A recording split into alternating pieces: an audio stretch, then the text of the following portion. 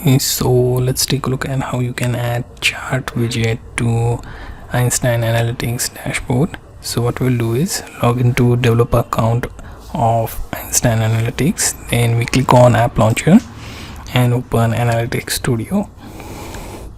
Okay, and then it should open a new tab where I have already opened my dashboard.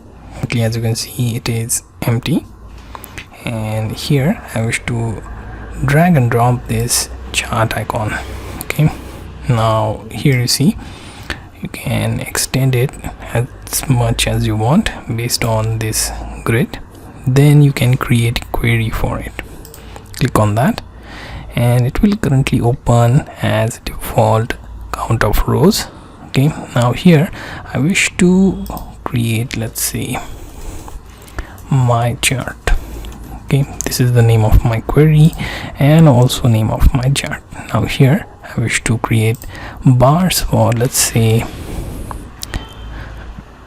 opportunity, and for that we will simply use okay and also use has opportunity.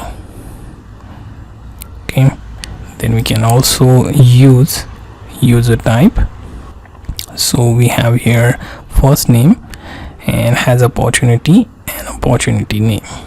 Okay, so here are the names, and whether they have opportunity or not will be displayed when you take your mouse over that chart. Okay, so you get the idea how to form your basic query, and then simply click on done and now save this. Okay, now let's view this, and here you see your chart widget showing the chart of names which have opportunity out of all the available opportunities. So you get the idea how to use chart widget in your Einstein Analytics Studio dashboard.